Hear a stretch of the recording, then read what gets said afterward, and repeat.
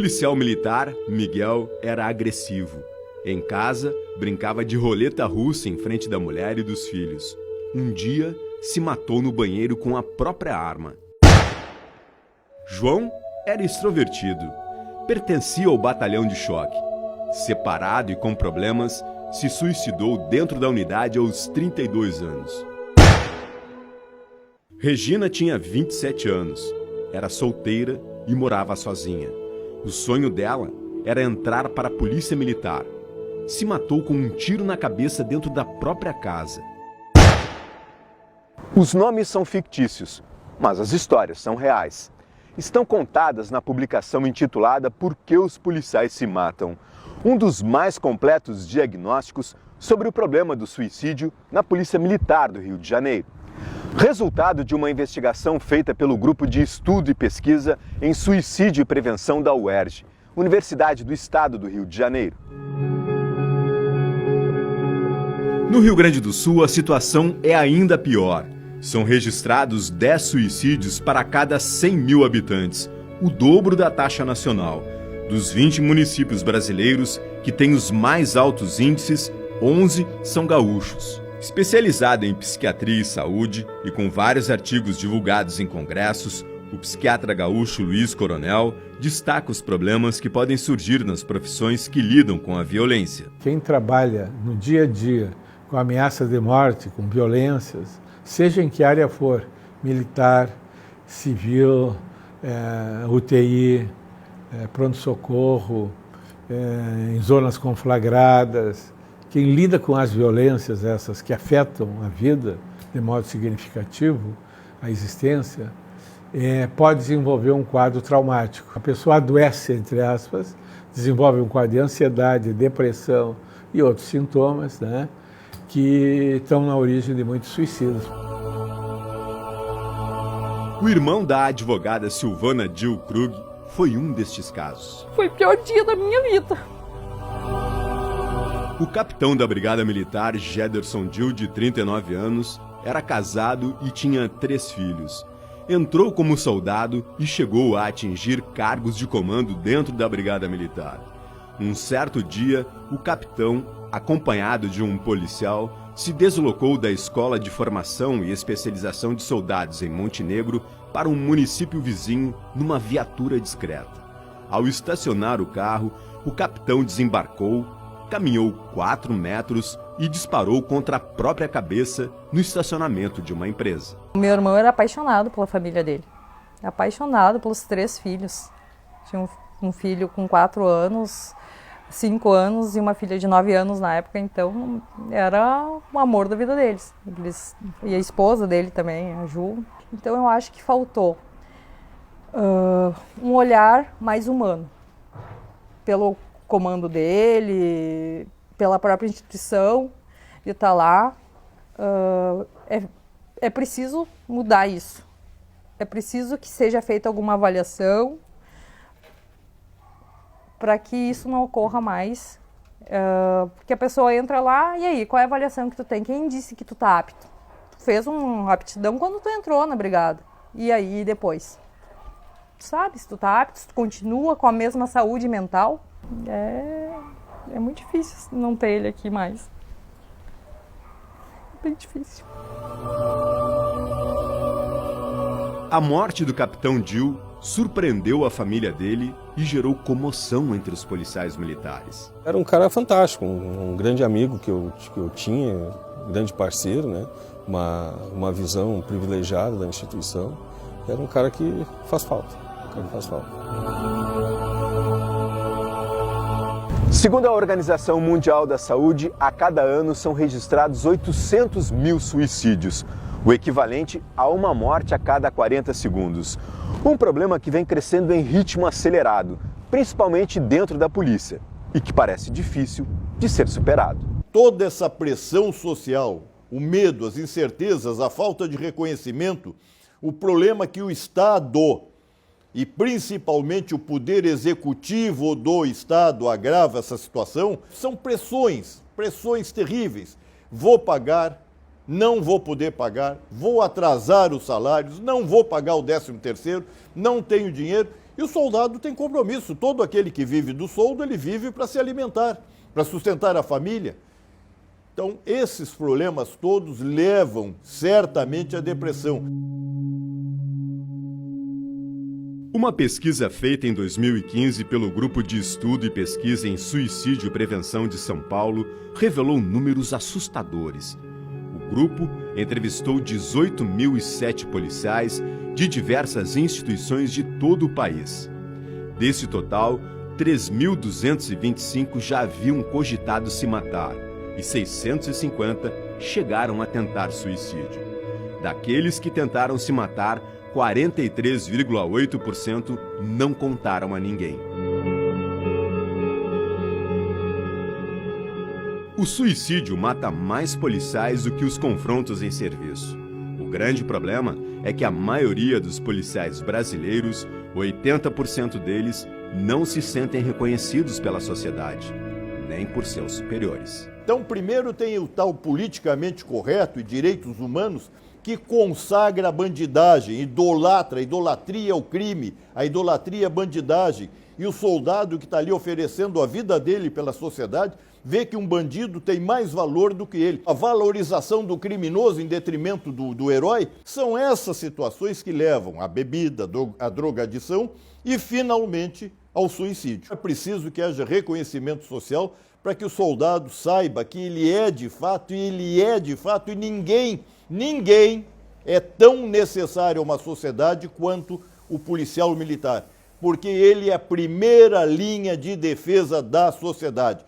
Ninguém enfrenta o crime, ele é que enfrenta o crime.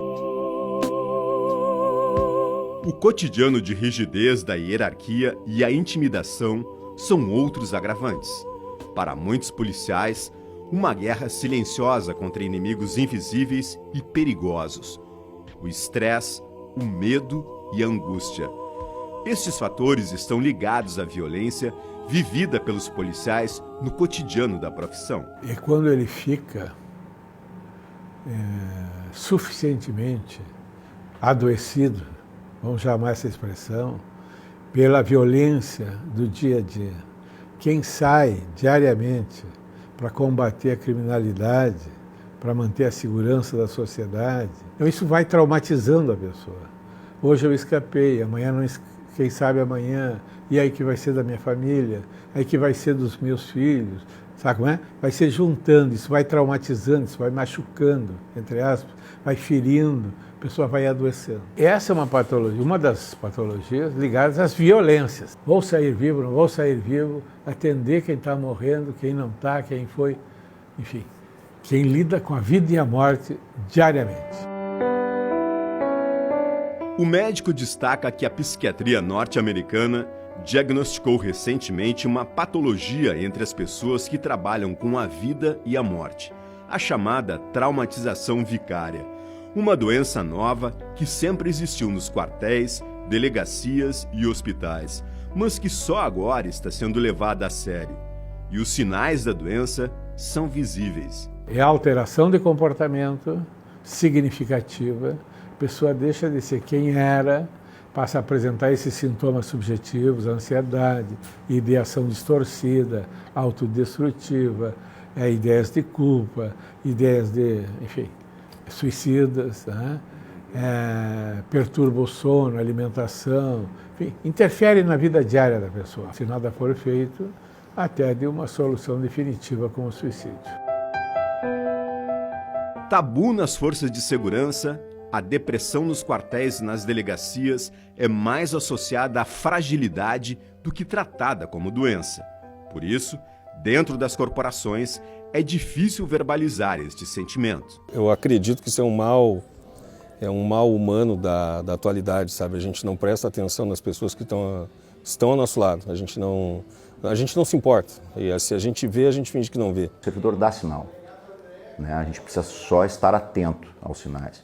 Ele sempre vai, de uma forma ou de outra, se comunicar pedindo ajuda, né? Às vezes até insistindo em transgredir, né? Com muitas transgressões ele está ali pedindo ajuda, ele está dizendo que ele não está bem, que ele precisa de ajuda. Então a gente precisa ter esse cuidado, né? De não tratar ele como simplesmente à margem, né, da nossa tropa. Não, ele está querendo se comunicar. Conversa com ele para saber o que está acontecendo, né, para que a gente possa retomar a condição dele e fazer ele... E muitas vezes também encaminhá-lo ao setor adequado, né, que é a nossa biopsicossocial. E foi justamente o estresse que serviu de tema do trabalho de conclusão do Capitão Gil na Escola de Formação e Aperfeiçoamento de Soldados. Ali nesse trabalho dele, ele fala bem de como trabalhar esses traumas, do estresse, o que fazer. O trabalho de conclusão dele. Da academia dele ali. Ele aponta, na verdade, soluções. Para combater o estresse dentro da corporação. Exatamente. Ele fez um trabalho, está lá engavetado, resultou na morte dele. No ano passado, o Hospital da Brigada Militar ampliou as ações de prevenção e de atenção à saúde mental. Agora, a cada 2 anos, todo militar é submetido a uma bateria de exames para tentar diagnosticar qualquer alteração no seu quadro de saúde. Se a gente identifica que existe algum tipo de risco, como por exemplo o risco de suicídio, né, a gente indica a hospitalização. E o objetivo da hospitalização seria um cuidado contínuo, né? Tirar essa responsabilidade da família, né, de vigiar o risco. E aí nós vamos então cuidar do paciente até que esse risco seja esbatido. Aí o paciente recebe alta. Para os casos menos graves, mas que requerem acompanhamento, o HBM dispõe de um serviço de atendimento psicológico, visando o estabelecimento daquela condição aguda e preparando para retorno ao serviço, quando há afastamento ou outras questões. O Major Tiago, do Corpo de Bombeiros, foi um dos que se beneficiou com esse tipo de atendimento. A irmã se suicidou e ele mesmo decidiu fazer a ocorrência por se tratar de alguém da sua família. Sensibilizado com a situação, o comandante do Major o encaminhou ao HBM para fazer um acompanhamento psicológico. Que acabou me auxiliando muito no relacionamento com o fato. E o resultado disso qual foi, Major? Foi muito salutar, em questão de, primeiro, para manter um equilíbrio, digamos assim, profissional e pessoal, né? E para também diminuir eventual prejuízos pessoais e profissionais decorrentes do fato. As instituições e as corporações, elas têm alguma estrutura já. O que falta talvez seja as pessoas se darem conta de que isso é importante. As pessoas que gerenciam, as pessoas que fazem parte, as pessoas que estão lá estarem mais atentas. Acho que falta é um prestar atenção no outro. Está muito efêmero, é muita rede social, é muita comunicação ágil, sabe? É muito rótulo, é muita imagem e pouco conteúdo, pouca densidade. Acho que está faltando densidade nas relações, ou seja, eu começar a me importar com o outro e prestar atenção. De olho na prevenção, a deputada gaúcha Franciane Bayer, que preside a Comissão Parlamentar de Combate ao Suicídio, protocolou um projeto de lei complementar que altera o programa de incentivo no aparelhamento da segurança pública. O objetivo é o de destinar recursos para a prevenção e tratamento das doenças mentais dos servidores da segurança pública. Não adianta eu ter o melhor equipamento, a melhor tecnologia, se a pessoa ali, o agente, ele não está 100% na sua saúde mental. E hoje a gente não vê programas efetivos que tratem da saúde mental, por isso é de extrema importância esse recurso, onde a gente vai poder criar programas de prevenção com recurso tratando do psicológico, da saúde mental do servidor da segurança. Preocupada com os altos índices de suicídios entre militares, a direção da Associação dos Oficiais da Brigada Militar decidiu lançar uma cartilha de prevenção ao suicídio que será distribuída a todos os integrantes da corporação. Para que todos, em todos os níveis, possam ler essa cartilha, compreender a mensagem dela e, mais do que compreender, muitas vezes um companheiro, quando ler essa cartilha, ele vai se identificar com alguns sintomas que ali são apontados. E vai ver exatamente, vendo esses sintomas, que ele tem que tomar medidas para não ser uma vítima, um alvo triste dessa estatística do suicídio.